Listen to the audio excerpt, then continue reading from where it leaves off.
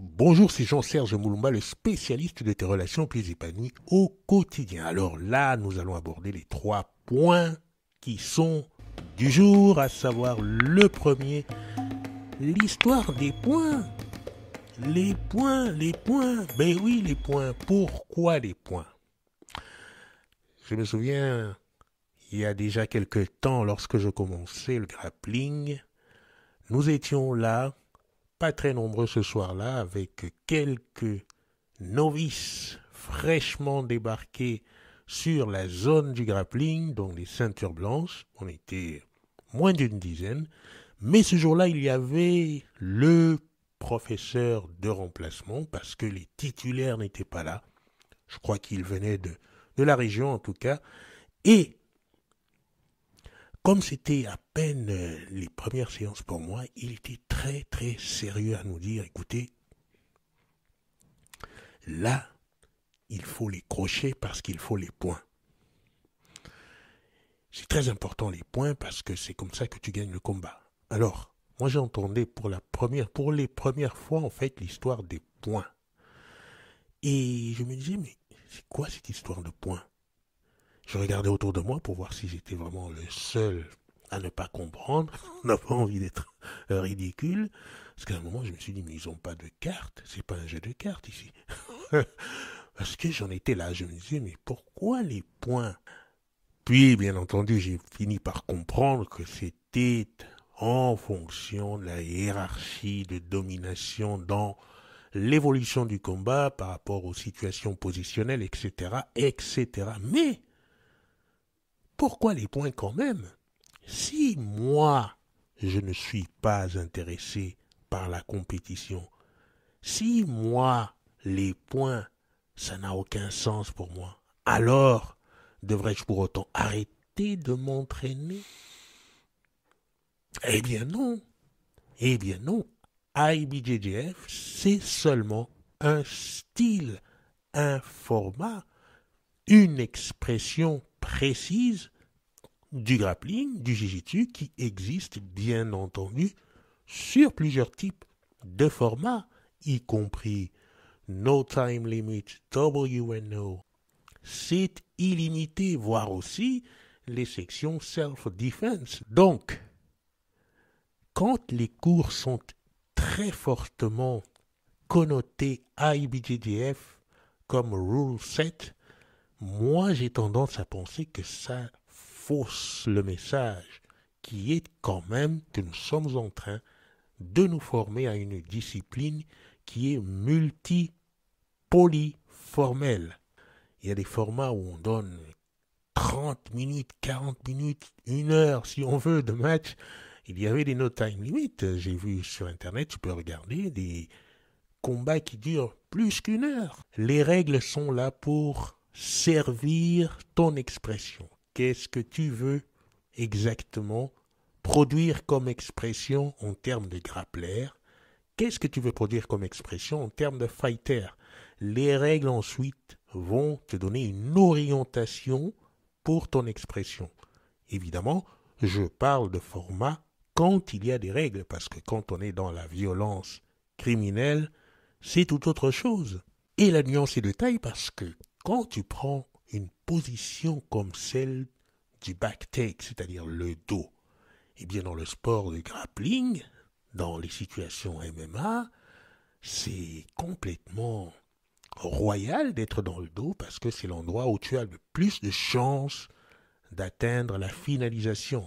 Mais quand tu prends la même position royale et que tu te retrouves par exemple dans un combat dans la rue, ça peut être complètement catastrophique. Pourquoi? Parce que tu es dans le dos et complètement immobile à la merci de plusieurs attaquants qui pourraient surgir de derrière les buissons. Du coup, une position qui est complètement valable dans un contexte devient particulièrement effrayante dans un autre contexte. Le deuxième point, c'est le style. Mais oui, le style, bien entendu, le style. Imagine-toi, tu es très content par un dimanche matin et tu te rends sur le marché du quartier. pour faire tes provisions en fruits et légumes. Et puis tu arrives, il fait beau, c'est un temps bien clément, il y a du monde, il y a du brouhaha, et tu te dis, aujourd'hui je vais faire une belle pioche, je vais prendre tout ce qui me plaît en fruits et légumes. Qu'est-ce qu'il y a? Il y a du chêne, il y a de la batavia, il y a du mesclun, il y a de la roquette toute fraîche, il y a des feuilles de chêne, il y a tellement de choix. Et puis en fruits, tu as tous les fruits exotiques si tu veux, mais tu as aussi les fruits de saison qui sont là. Et ton panier ne cesse de s'emplir de ces choses que tu vas pouvoir savourer. Et là tout d'un coup, un inconnu qui arrive, le visage fermé, et te regarde, t'arrache ton panier. Dit, mais qu'est-ce que c'est que ce panier? Moi j'ai prévu des choses pour toi. Je connais les fruits, je les ai testés, je connais des légumes, je connais tout ce qui est bon pour toi. Mais oui, mais tu ne me connais pas. Non, mais c'est pas grave. Je connais les fruits et ceux-là sont bons pour toi. Ça me fait penser à ce professeur qui me dit, mais moi, tous mes élèves doivent avoir mon style. Comment ça, tous tes élèves doivent avoir ton style? Il y en a un qui est grand, un qui est costaud, l'autre qui est un peu timide, l'autre qui est effarouché, etc., etc. Pourquoi devrait-il avoir ton style? Pourquoi devrais-tu avoir le style de ton prof? Est-ce que vous avez seulement la même histoire? Est-ce que vous êtes sur le tatami pour les mêmes raisons? Est-ce que vous envisagez le même parcours? Pourquoi devrais-tu prendre le style de ton prof?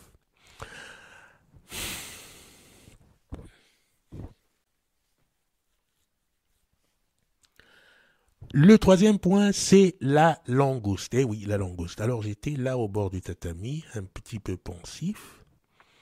Et puis un jeune homme vient me dit, mais je te vois jamais t'entraîner, toi. Je dis, comment ça? Je suis sur le tatami, je m'entraîne et tu dis que je m'entraîne pas?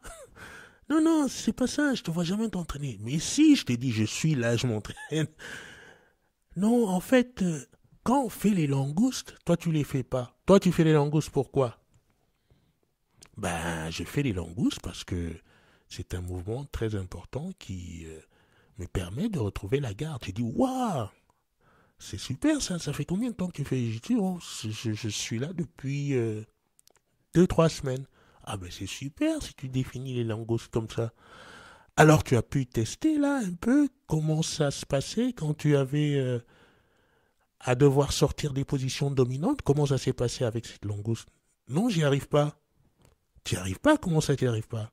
Non, non, ça marche pas. Je lui dis, c'est pas pour remettre en question la langouste en elle-même, parce que c'est un mouvement de fondation dans le jiu-jitsu. Essuyer le tatami à longueur de temps n'a jamais produit un résultat probant dans le jiu-jitsu brésilien, et tout le monde le sait.